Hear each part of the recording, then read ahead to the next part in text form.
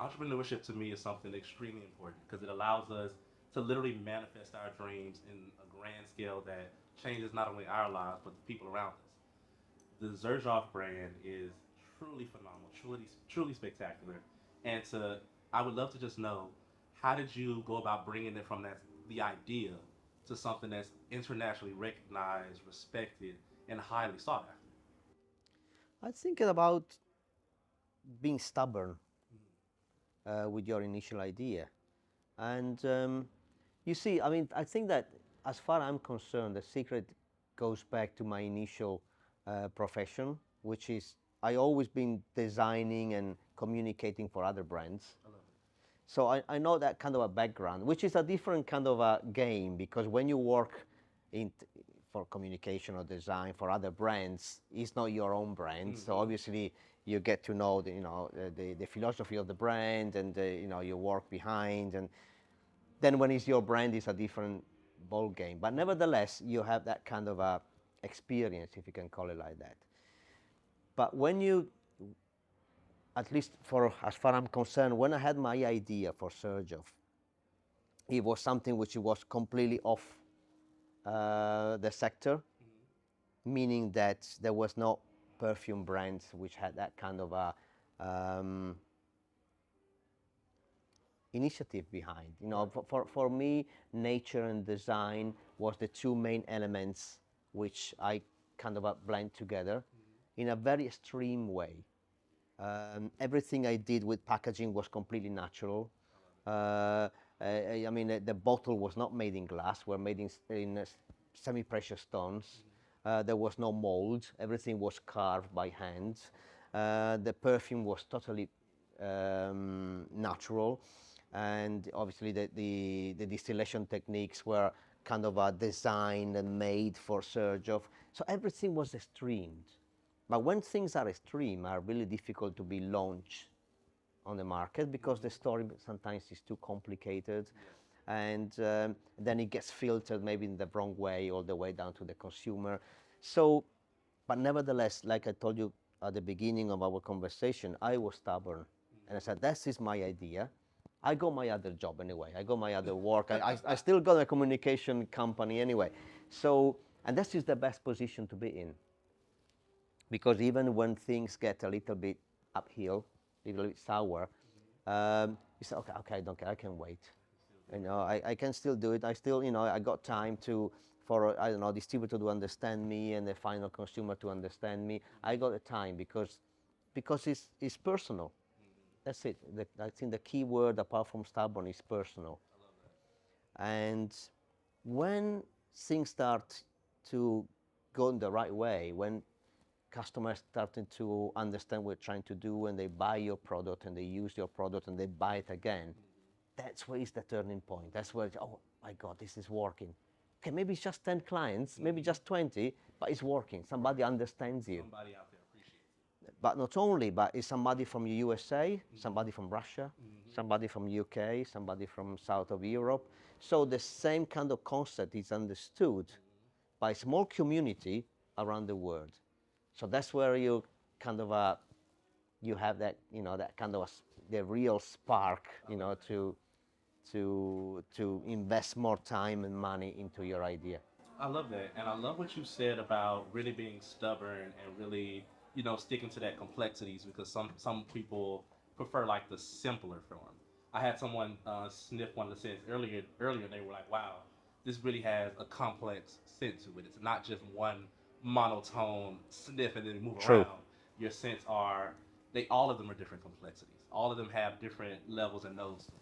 True. So would love to know when you're really creating these scents and really designing what that next partnership or what that next fragrance is, what elements do you like to bring into perspective to really create the perfect scent? Well, when you create a brand, in our case, you create a perfume. For me, the important element is to create a story. And a story is a complex thing. You have a story, you have a start, you have the middle, you have the heart of the story, Right. and and because I come from the design and communication background, for me, The perfume was not enough. Right. Of course, a perfume is the most important thing, but the perfume is the most important thing of a series of elements which combines together with the packaging, with the story, the idea, and then in the last few years with this multisensorial aspect of what we do. Because, I mean, perfume has always been there since hundreds of years. Right. And my idea is always, I mean, my ideas which I brought in the last 20 years is that a perfume is not just a perfume, it's a way of living. And the blending concept, which is not referred to blending the ingredients, but blending different forms of art, is what it keeps me going. And it's still making me waking up at night and say, okay, that's another idea we can do with, I know, with food, with music, art, painting, poetry, architecture. We can blend perfume with all different form of visual or physical art, because there is so much to do if you see from a different perspective. Absolutely. But at the same time, needs to be working financially, because money is important. Because if not money is there, I mean, nothing keeps going. You know, so money is very important. So, and when money comes in, it's also important to invest in the right way, keep your feet on the ground, well, at the same time you need to carry on being creative. So it's that you see is another blending, is that feet on the ground and carry on being creative and different. So our customers finally will understand that when they buy a bottle of Sergio perfume, they actually are joining a different kind of experience. They really are joining a club, a different club, which is not just a perfume you buy, a cologne that you wear in the evening before you go to the cinema, or you go out with your friends. It's a different thing. It's something that you live throughout the day and night. And one of the most important turning points of the history of Sergio was during COVID time and during lockdown, and we had our online business, and the business was growing and growing and growing. I said, how is it possible? People is not going out. They are not merging to each other. They are not meeting. They are sticking at home and they are buying perfume. And that's where you understand that perfume is perceived in a totally different way that my parents or grandparents used to perceive it. So people used to wear perfume to feel well with themselves.